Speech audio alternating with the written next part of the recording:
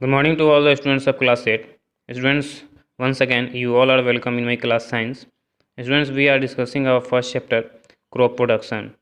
And students, in previous class, we have already discussed first steps involved in agriculture, which is preparation of soil. And students, in preparation of soil, we have already discussed first process, which is tilling, and second is leveling. So students, today we have to discuss second process of preparation of soil is leveling. So students, let's we start our second process of preparation of soil, leveling.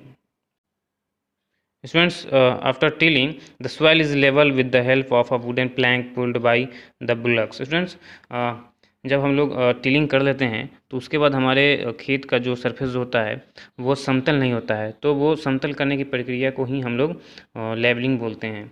तो इस levelling में लोग करते क्या हैं, तो हम लोग क्या करते हैं, इसमें बैलों के कंधे पर जो लकड़ी का जो पट्टी बांधा हुआ रहता है, जो टुकड़ा होता है, उसमें हम लोग क्या करते हैं, एक बड़े सा वुडन प्लैंक्स, लकड़ी का एक भारी वज़नदार लकड़ी को हम लोग बांध देते हैं और वो हमारे खेत के सरफेस पे रखा हुआ रहता है। तो जब बैल को हम लोग आगे बढ़ाते हैं तो ऑटोमेटिक वो वज़नदार जो लकड़ी का होता है, वो जो हम लोग टुकड़ा जो रखे रहते हैं पट्टी, तो उस पर क्या होता है, ऑटोमेटिक हमारे जो खेत का होता है सरफेस वो लेवल होने लगता है, बराबर होने लगता है। The plank is kept pressed to the ground. Leveling can also be done by a heavy wooden plank attached to a tractor. But student nowadays अभी ट्रैक्टर का लोग यूज करते हैं और उस ट्रैक्टर से बांध कर लोग अपने क्या करते हैं, उस हेवी वुडन प्लैंक को बांध कर खींच कर ट्रैक्टर से अपने खेत को लेवल करते हैं। By levelling the field gets covered with softened soil. Students, levelling से होता क्या है, हमारे खेत का जो सॉफ्टेड स्मूथ जो सॉइल होता है वो सबसे ऊपरी परत पे आ जाता है। This reduce loss of moisture from the soil. और इससे क्या होता है, हमारे खेत की जो मॉइस्चर जो नमी होती है वो कम लॉस होती है। Once the field is levelled it is ready for the sowing. स्टूडेंट्स, अब जब एक बार हमारे खेत का सरफेस जो है वो जब लेवल हो जाता है तो हमारा खेत रेडी हो जाता है बुआई के लिए। The kind of crop to be grow depend on the type of soil. But students, हम हर समय में हर खेती नहीं कर सकते हैं, हम हर फसल को नहीं उगा सकते हैं। ये डिपेंड करता है वेदर पे, मौसम पे, द अमाउंट ऑफ रेनफॉल और availability of irrigated water and the temperature of the region. ये डिपेंड करता है अमाउंट ऑफ वाटर पे, मौसम पे और टेम्परेचर पे। उस हिसाब से हम वो फसल करते हैं, जिस हिसाब से जिस क्रॉप को इन्वायरमेंट सूट करता है, मौसम सूट करता है, उसी मौसम में हम वो उस फसल को उगाते हैं। So students, our next process is selection of seeds. तो एक बार जब हमारा खेत लेवल हो गया, बुआई के लिए तैयारी हो गया है, तो उसके बाद हम लोग क्या करते हैं, सीड्स की सिलेक्शन करते हैं.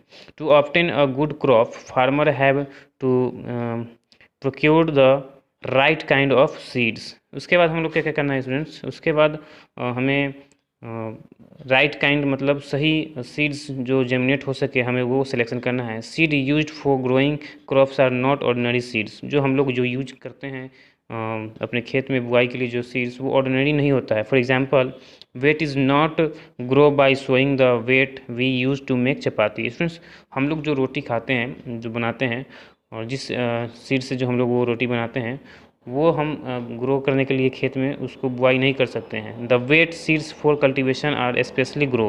उसके लिए स्पेशली सीड्स ग्रो किया जाता है. Great care is taken to obtain healthy seeds of a desired variety.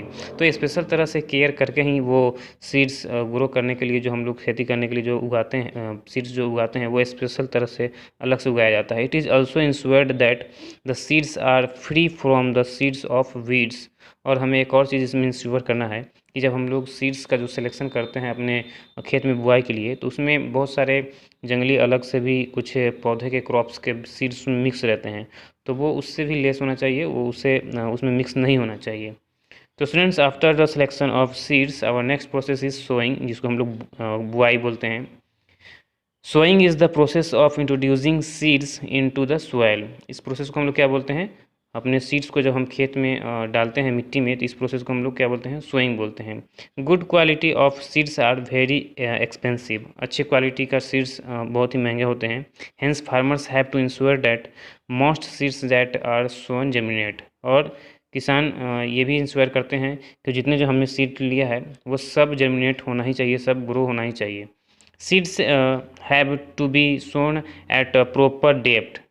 जब हम लोग क्या करते हैं, सीड्स का जो बुआई जो करते हैं ज़मीन में, वो प्रॉपर गहराई में भी होनी चाहिए। They need water, air and warmth to germinate. और उन्हें क्या क्या चाहिए जेमिनेट करने के लिए? उन्हें वाटर भी चाहिए, एयर भी चाहिए और टेम्परेचर भी चाहिए, गर्मी भी चाहिए उनके हिसाब से। Tilling circulates air into the soil. Tilling से हम लोग क्या, जब हम लोग टिलिंग कर रहे थे तो वो क्यों कर रहे थे, इससे क्या फ़ायदा होता है?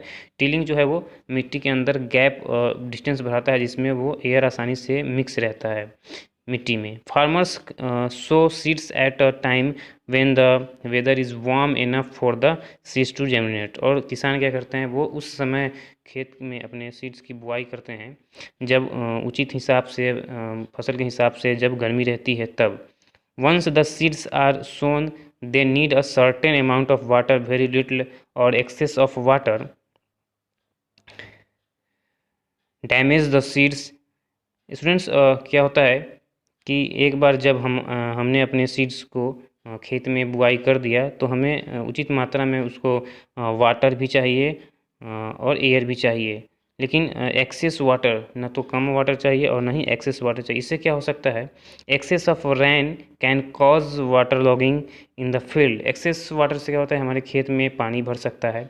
Water logging removes air from the soil. और वाटर लॉगिंग से क्या होता है कि हमारे खेत में मिट्टी में जितने भी एयर मिक्स थे वो सब रिमूव हो जाते हैं, बाहर निकल जाते हैं।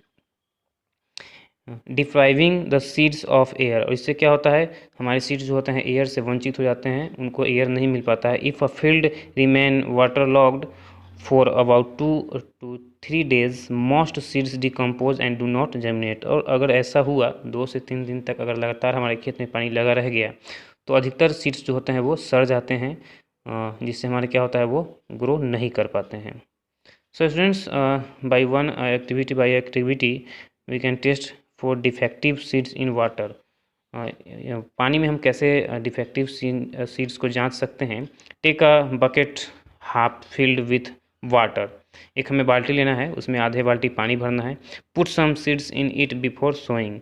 तो हम लोग जो खेत में जो बुआई करने जा रहे हैं सीड्स, उसको बुआई करने से पहले हमें क्या करना है, उस पानी में डालना है, बाल्टी में वो सीड्स डालना है। You will find that few seeds float on the water where is other settle down. तो हम लोग जैसे ही उसमें बाल्टी में पानी में सीड्स को डालेंगे तो हम लोग ये गौर करेंगे कि कुछ सीड जो होगा वो पानी के सरफेस पे तैरेगा और कुछ सीड जो होगा वो अंदर बैठ जाएगा तल में।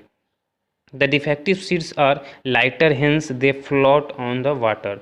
तो होता क्या है कि जितने जो डिफेक्टिव सीड्स जो होते हैं, जो जिनमें ग्रो करने की क्षमता नहीं होती, जनरेट करने की क्षमता नहीं होती, वो वाटर के सरफेस पर तैरने लगते हैं। क्यों? क्योंकि वो हल्के होते हैं। This seeds should be rejected. तो इस तरह के सीड्स को क्या करना चाहिए? रिजेक्ट करना चाहिए, ये जर्मिनेट नहीं कर सकते हैं। The seeds which settle down are healthy and can be used for sowing. तो जो भी सीड्स पानी के अंदर जो बैठ गया है वो हेल्दी सीड्स होता है और वो अच्छा ग्रो करेगा, जर्मिनेट करेगा। तो हमें अपने बुआई के लिए खेत में सोइंग के लिए ये सीड्स का यूज करना चाहिए। Students, second test is also here test for the presence of air in the soil. हमने अभी पहले बात किया कि हम जब टीलिंग करते हैं तो उसमें मिट्टी में क्या होता है, गैप बढ़ जाता है और उसमें एयर मिक्स हो जाता है। तो हम ये कैसे चेक कर सकते हैं कि हमारे मिट्टी में जो है वो एयर है या नहीं? तो इसके लिए हमें क्या करना है, fill some dry soil in a glass container. तो हमें क्या करना है, सूखा मिट्टी जो है हमें खेत से लेना है और अपने ग्लास के पानी में उसको डालना है। Gently fill the container with water. और हमें क्या करना है, उस जिस गिलास में हमने मिट्टी डाला है उसे पानी से फुल कर देना है। You will observe bubbles coming out of the soil. तो जैसे ही हम उस ग्लास में जिसमें मिट्टी हमने डाला है तो उसमें जैसे ही हम जब वाटर डालेंगे तो उसमें हमें बबल्स निकलता हुआ दिखाई देगा। What are bubbles made of? और ये बबल्स क्या है? Does this activity prove that water logging removes air from the soil. तो ये क्या हो रहा है? तो इससे पता चल रहा है कि जैसे ही सॉइल में मिट्टी सॉइल वाटर के अंदर जब मिट्टी दबना स्टार्ट हुआ तो उससे एयर जो है रिमूव होने लगा। तो सेम प्रोसेस हमारे खेत में भी वही होता है। जब हमारे खेत में पानी भर जाता है तो सारे हमारे मिट्टी से एयर जो होते हैं वो रिमूव होने लगते हैं। But students, seed can be so in different way. Seed जो है, सीड की बुआई जो है वो कई तरह से की जा सकती है। जैसे at times seeds are sow in the field by simply spreading them manually. एक तो हम लोग अपने हाथ से भी मैनुअली क्या करते हैं, सीड्स की बुआई कर सकते हैं। Crops like bajra, mustards, spinach and ladies fingers are sow in this manners. तो इस तरह से मैनुअली जो है बाजरा या फिर मस्टर्ड, स्पिंच और लेडीज फिंगर जो है इसकी बुआई की जाती है। Seeds can also be hand dropped into grooves made by a plough. The sowing of wet seeds is done using a seed drills. और दूसरा तरीका क्या है कि एक हैंड ड्रॉप्ड एक बनाया हुआ रहता है प्लाव में, हल में ही रहता है स्टूडेंट्स, तो उसकी मदद से भी हम लोग सीड्स की बुआई कर सकते हैं। वो रहता कैसे है, most small farmers in India use a simple seeds drill attach to the plough. तो ज़्यादातर जो भारत के किसान जो है वो उनके हल से अटैच एक ड्रिल आता है, सीड्स ड्रिल, उसका यूज करते हैं। The seeds drill is made by connecting a few narrow pipes to a funnel at the top. ये क्या रहता है, एक नैरो पाइप का बनाया हुआ रहता है जो कि हल के हैंडल में अटैच रहता है, ऊपर से एक होल रहता है नीचे की ओर। The seeds placed in the funnel drop into the furrow made by the plough.